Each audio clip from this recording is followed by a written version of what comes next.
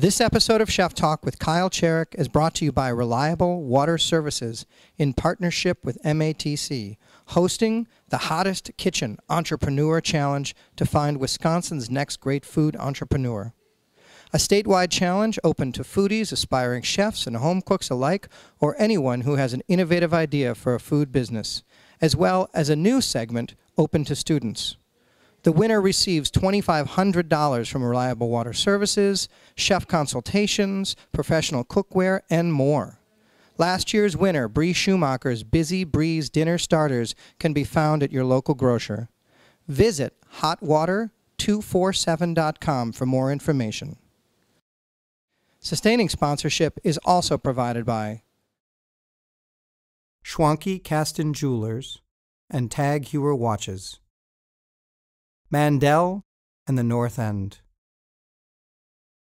For more information on these or other supporting sponsors, please click on the banner ads to the right of the Chef Talk episodes for links directly to their websites. For this Chef Talk with Kyle Cherek, I share a cocktail with Katie Rose of Bryant's Cocktail Lounge and also of Burnhearts. Katie is distinctive, almost as distinctive as Bryant's is. Bryant's plays a huge part of the American cocktail history, arguably America's first cocktail lounge in the 40s and predating it by serving a shot and a beer back in the Depression. And Katie's a bit of a newcomer. 4 years as a craft cocktail pourer or mixologist, a term that she really doesn't like, and I personally don't either. But she's had an amazing run, and she's still running. She's had cocktails that have been featured on NPR. She bartends here at what Esquire magazine called one of the top 20 bars in America. She's on top 10, 20, 100 lists as a great bartender. She's also a woman, which is fairly distinctive within this cocktail genre. Katie and I talked pretty candidly about what it means to serve somebody across a bar, what that connection's about, and what it's like to be a female in this culture that goes back so far for men. It's Katie Rose, Cocktails at Bryant's, and Chef Talk with Kyle Cherek. Okay, so 3 years ago you started bartending. Well, technically it's been 4 years. Oh, yeah, okay. 4. So you made tenure. Yes, woo! So you're a veteran. You're a bartender at one of the most earnest, honest, and hipster-esque qualified good bars, Burnhearts. Mm-hmm. And then you've been bartending here at Bryant's, which has got this amazing storied history. It's incredible. I'm so America. Lucky. I'm so lucky. I mean, you've had drink cocktails that have been featured on NPR. You made top list, one of mine, best bar. I mean, thank you, dude. It's Explain to me, man, how you got to be so. I know. So quickly. I don't know. Like I said, I was saying before, I had zero intention on ever being a bartender. It wasn't. I had an appreciation for them, but I drink, rail gin and shots of Irish whiskey. I had no intentions on ever doing it. I never aspired to be it. I appreciated other bartenders, and I was a fairly generous tipper, I hope. But I don't know. It was something that came to me and was offered to me, and I was already in the service industry, so I had an affiliation for that kind of lifestyle. And then it just turned into this, it was like the light bulb went on, and it was just such an inspiration to be behind a bar. I already knew how to do like the basics. Like I was figuring that all out at Burnhearts. And they were just fantastic. They were, I started getting kind of experimental and like, well, do you mind if I maybe get a bottle of this or a bottle of that? They were your incubator. Yeah, and they were just like, yes, by all means, do it.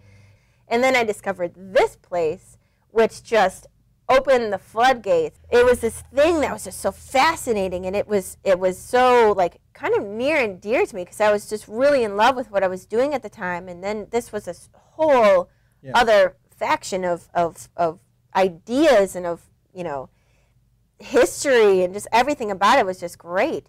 And so that kind of opened the door. And then John, God bless him, who owns Bryant, yes, offered me a job here, and I was just over the moon. It was incredible. Like I have reached this point of like I don't even know if I could be happier, kind of thing. Yeah. When you were geeking out and taking notes and stalking bartenders in the city that you really loved, did you hit the glass ceiling? Did you run into guys? Because there aren't that many women. I mean, it's just that are really accomplished bartenders. Yeah, it was strange. It was like, well, why? I mean, did you hit the sort of like, why do you want to know? girly? Not really. Everyone was really supportive. Oh, that's good. Yeah, I mean, it I was would great. expect, but I needed to hear that. Yeah, no, everyone was great about it, and I think, I don't know, I was really probably annoyingly enthusiastic about it, like, tell me more, I want to know everything. But, you know, people would give me, like, book recommendations, and, you know, oh, you should talk to this guy about that, like, he, you know, can maybe taste out this bottle of whatever for you, or I started really getting into, like, bourbons and scotches and stuff like that, so they would give me recommendations of places I could go that I could actually try them and see what they, like, tasted like and felt like and whatever. I couldn't necessarily make a drink with them behind the bar, but it was at least I knew what it was and whatever. And so, you know, all of a sudden I had this amazing archive of websites, and I have this amazing library of books now, and I have these publications coming in. So it was all on recommendations from other people, many of them like the fine gentlemen of the craft in our fair city. And I thought that was great. And people were willing to share. And this is what I respect a lot. And sometimes people, the bartenders in the city, get a bad rap for not sharing their ideas or whatever. I didn't find that at all. Yeah. I think people really want to help each other out more than anything, honestly. We held the line for the longest time with classic cocktails in places that were not cool to go to, that our parents and our grandparents went to. Oh, yeah. But a really good Manhattan at the Third Coast was always made. Oh, yeah. Whereas in between the coasts, you know, you'd find people that could maybe make, I don't know, I think that's what's something, really charming about I guess our drinking culture, for lack of a better term. And I think it's great here. I mean, we have so many taverns and you know, bars and clubs and that kind of thing. But I think, you know, we have all of these months where it's cold and it's terrible and you just want to talk to somebody and be warm. And I think that environment in this culture kind of grew out of that. And I think that's fantastic. Yes. And yes, we all know how to make an old-fashioned. It might be a Wisconsin old-fashioned, but it's a damn good old-fashioned. You're stepping in the footprints. Yeah, exactly, because so many people did it before us. And I think that culture was so established that this whole thing was a pretty easy step to make because, you know, we like to drink. Yep. And I think people are getting more experimental. It's not necessarily, you know, limited to just like brandy and vodka and that kind of things. Like, I think people are really open-minded here. And I think that only benefits what, you know, myself and so many other amazing people are trying to do and, you know, push boundaries and try new products and just get more flavors and textures and everything out there. And I think that's great. I don't know. Do you think that the scene has got a bubble around it and you can only go so far? I don't know. I mean, I think there's definitely ways in which you can kind of manipulate that bubble. I think you could make it bigger if you were to make the decision to do something here, you know, on your own. For me, the most important thing is the interaction between your person and like you're my person. If you're at the bar and you want to drink from me, you are now my person. And I want you to have a really, really nice time. And I want to make you something that you're really going to enjoy.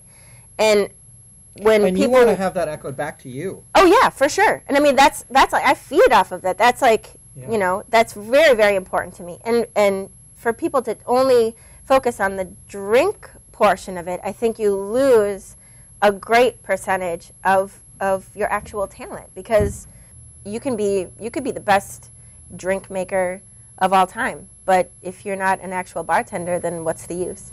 I don't know. There's something to be said for what goes into the drink and what goes into your conversation.